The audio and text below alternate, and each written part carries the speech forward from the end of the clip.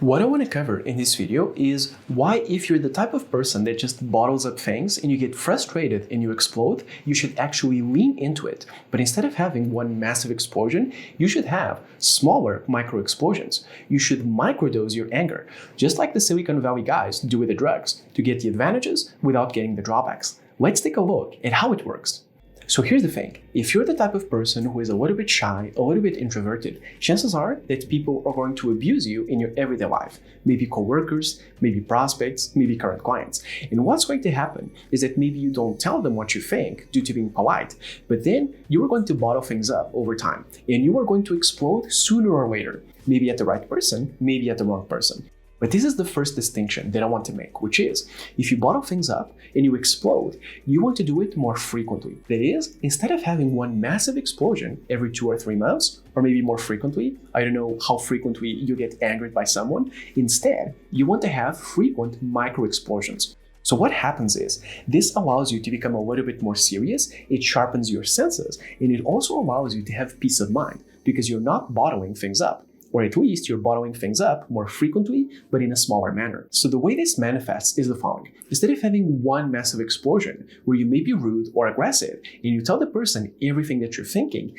instead, this is going to be manifested in smaller actions. That is, maybe you draw a boundary here and there and you become a little bit more serious, just in one statement, to set the tone, and you go back to being friendly. Or maybe you become a little bit more aggressive, but just one step further. Maybe in a negotiation, you demand a little bit of a higher price, or you don't tolerate a request for a discount, but you do it in smaller ways and sustainable ways over time, instead of one massive explosion, which can easily degenerate into a screaming match, somebody gets offended, and the relationship becomes beyond repair. So in a way, this is not only better for your peace of mind and for you to be able to actually rest at the end of the day, but it also makes you more efficient because it sharpens your senses. And what I would even argue is that microdosing that frustration over the long term, so having a little bit of irritation or a little bit of anger, but just a little bit every single day, makes you better in the long term, because you are going to be a little bit less patient, a little bit more goal-oriented, a little bit more aggressive in a negotiation,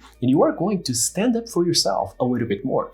But none of these are extreme, so it's exactly the same phenomenon as microdosing drugs, such as, for example, in Silicon Valley founders or in other professions. So the theory behind microdosing is that by taking, as the name says, microdoses of specific drugs, the person gets all of the benefits in terms of creativity, inspiration, and so on, but they don't get the drawbacks such as becoming addictive. So to be honest, I've never tried it in terms of drugs, but I've tried it in terms of frustration, and I can tell you that it works. And it's exactly the same logic. By having just a little bit of anger and just a little bit of frustration every single day, you get the benefits of it, which is you become a little bit more serious, you take a little bit more in a negotiation, and you stand up for yourself a little bit more, and you don't lose sleep as well because you're not bottling up enough things to make you lose sleep over them. This is especially useful for people who are very naive or very friendly. So what happens is, if you're shy or introverted, you may have a component of this, but some people, besides being shy and introverted, like me, they're also very naive. They see the best in people. In fact, you may even suffer from a cognitive bias that I do, for example, which is called naive realism. And naive realism works the following way. You always assume the best in people, in organizations, and in systems. So for example, if the government is late in paying your taxes, you assume something like, well, there must be some kind of exception because the actual systems and the people that work in government, they're doing their best. Or if a friend of yours takes your money, runs away with it, and doesn't pay you back, you assume, well, some exception must have occurred for sure, because that person is naturally thinking of paying me back. In other words, you always see the world in the best possible light.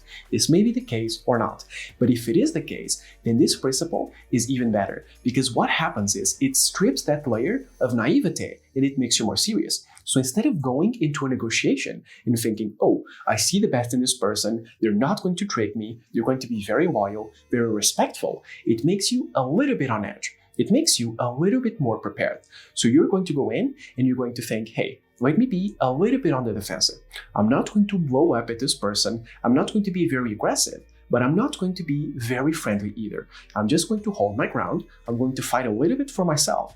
and let's see how it goes. So if you're the type of person who is very friendly, maybe even very lazy, this is good to just strip that layer of naivete or laziness down and to get you more prepared and to sharpen your senses. And finally, although this is not a persuasion point, this is also good for your actual peace of mind. That is, if you bottle a lot of things up, you are going to explode sooner or later. That's for sure. But let's say that it takes 3 months. It's 3 months where you have something stuck in your throat and all of the bile and all of the rancor and maybe even a little bit of a grudge are going to be within you. And that's going to poison you from the inside. So you don't want to repress that energy, you want to channel it. And this is why these micro explosions are so good, because you are exploding just a little bit every single day, every single week. Again, I don't know what is the rhythm of people irritating you, but what's going to happen is you are not going to have that much repressed energy because you are constantly letting it out. And it makes you more satisfied and you can sleep at night at the end of the day. So to summarize, if you're the type of person that gets angry or frustrated easily,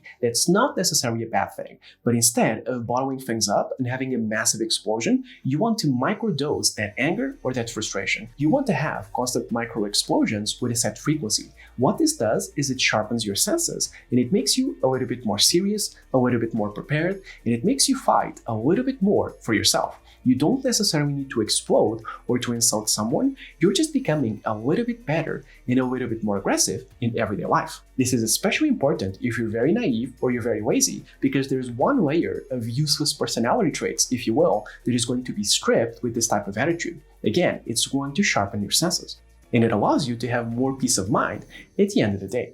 Because you are not going to be repressing that much energy, you are going to be channeling it instead. If you've enjoyed the video, consider liking and subscribing, and don't forget to check out the channel for more tips on negotiation, communication, and sales. Thank you so much for watching.